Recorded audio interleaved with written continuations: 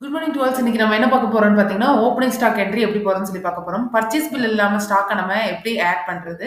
அதுக்கு எப்படி பார்கோட் எடுக்கிறது? இதுக்கு நம்மகிட்ட ஆப்ஷன் இருக்கான்னு கேட்டீங்கன்னா, சிம்பிளான ஆப்ஷன் நம்மகிட்ட இருக்கு. இந்த மாதிரியான சிம்பிளான ஆப்ஷன் எல்லாமே நம்ம இன்வென்டரில வச்சிருக்கோம். இன்வென்டரில பார்த்தீங்கன்னா, ஓப்பனிங் ஸ்டாக் என்ட்ரிய நம்ம செலக்ட் பண்ணிக்கிறோம். அதில பார்த்தீங்கன்னா, ஐட்டம் கோட்ல வச்சு ஜஸ்ட் நம்ம ஒரு என்டர் மட்டும் பிரஸ் பண்றோம். அதில நம்மளுடைய ஐட்டம்ஸ் எல்லாமே நமக்கு லிஸ்ட் அவுட் ஆகி எடுத்துட்டு வந்துரும். அதில பார்த்தீங்கன்னா, என்னுடைய ஐட்டத்த நான் இப்போ சர்ச் பண்ணி எடுக்கிறேன்.